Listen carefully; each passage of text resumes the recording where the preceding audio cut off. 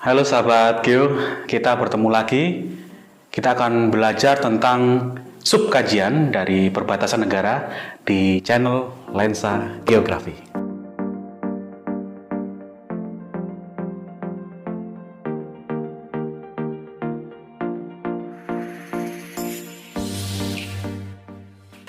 Halo teman-teman, kali ini kita belajar tentang beberapa bidang atau subkajian dari perbatasan negara, baik itu di bidang ilmu geografi maupun di berbagai bidang. Minimal di kawasan perbatasan negara atau studi perbatasan negara itu terdiri dari 5 bidang. Yang pertama, perbatasan negara akan banyak studi tentang batas wilayah negara atau yang dikenal dalam bahasa Inggris yaitu boundary. Ketika kita belajar tentang boundary atau batasnya, itu kita akan belajar tentang garis batasnya. Garis batas menentukan satu wilayah atau batasan wilayah terhadap wilayah lainnya. Batas wilayah negara itu rezimnya bermacam-macam. Bisa terdiri dari batas rezim di darat, batas wilayah darat. Bisa juga kita belajar tentang batas wilayah laut yang kemudian kita kenal dengan rezim UNCLOS, atau kita belajar tentang batas wilayah udara. Dan tapi ada satu lagi yang masih menjadi tantangan kita ke depan, yaitu tentang batas luar angkasa atau yang kita kenal dengan keantariksaan. Di Indonesia sendiri, batas atau wilayah keantariksaan itu diatur di dalam Undang-Undang Nomor 21 tahun 2013 tentang keantariksaan. Tetapi di luar negeri, masih di dunia internasional masih belum ada kesepakatan sebagaimana kesepakatan batas wilayah laut yang kita kenal dengan UNCLOS tersebut. Kalau untuk luar angkasa atau keantariksaan masih belum ada kesepakatan tersebut. Hal ini menjadi satu peluang studi lanjut tentang keantariksaan. Padahal kita lihat perkembangan teknologi sekarang, memang banyak sekali kegiatan-kegiatan penelitian dan pemanfaatan sumber daya di bumi ini itu menggunakan ruang di luar angkasa atau di antariksa.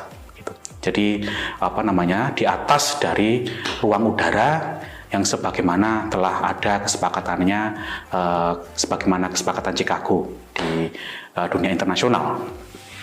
Yang kedua, bidang kedua dalam studi perbatasan itu kita akan belajar tentang keamanan kawasan atau yang kita kenal dengan security. Bidang ini memiliki kekhususan sendiri karena hubungannya sama militer. Beberapa subkajiannya diantaranya tentang bagaimana pengamanan laut teritorial maupun laut di luar teritorial atau hak berdaulat, baik itu continuous zone, landas kontinen sampai zona ekonomi eksklusif gitu. Itu merupakan ciri khas beberapa rezim keamanan yang memiliki karakter sendiri-sendiri gitu. Nah, ini di berbagai negara macam-macam karakter keamanannya. Baik itu dengan karakter misalkan kalau di darat, pengamanan di darat dengan batas wilayah negara itu yang borderless atau wilayah batasnya itu sangat lunak sekali atau cenderung terbuka seperti Uni Eropa. Berbeda dengan pengamanan yang ada di wilayah-wilayah negara yang memiliki karakteristik batasnya strict border atau batas yang sangat ketat begitu. Yang ketiga, teman-teman, ketika kita berbicara tentang studi perbatasan negara, kita akan banyak membahas juga tentang subbidang lintas batas negara atau dinamakan cross border. Lintas batas ini banyak sekali variannya begitu. Mulai dari migrasi atau mobilitas penduduk, baik itu yang permanen maupun yang non permanen, ataupun bersifat tentang bukan hanya penduduk tetapi barang misalkan.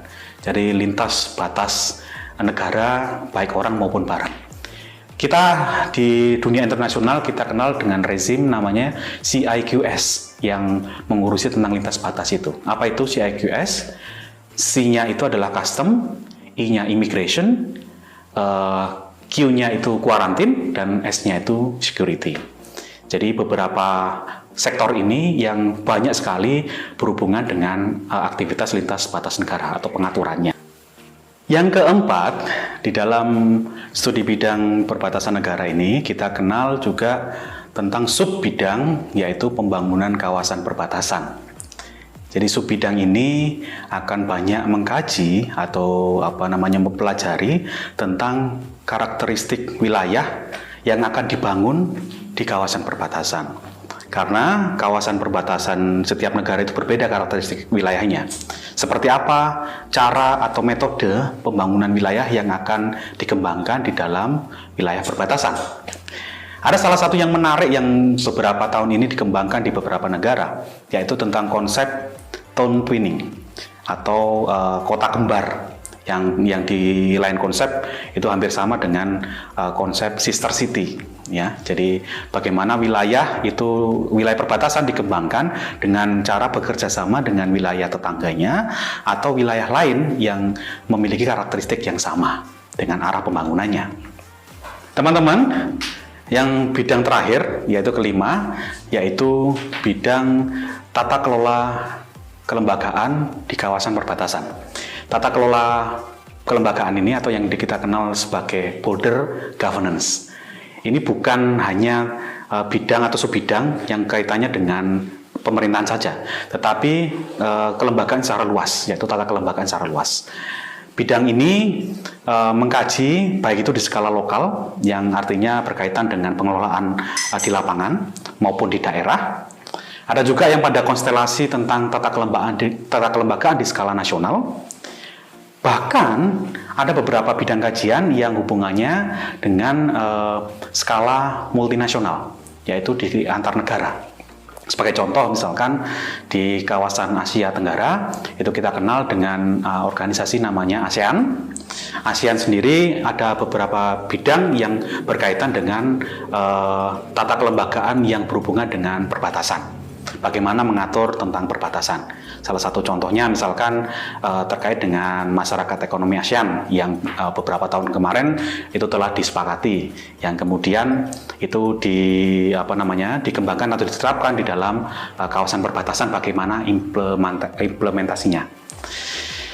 Itu 5 bidang kajian perbatasan negara atau border studies yang selama kami belajar itu di Indonesia maupun di dunia internasional, beberapa subkajiannya seperti itu. Sekarang, kalau teman-teman semua tertarik di bidang kajian perbatasan ini, tergantung teman-teman mau memilih subbidang apa untuk mendalaminya.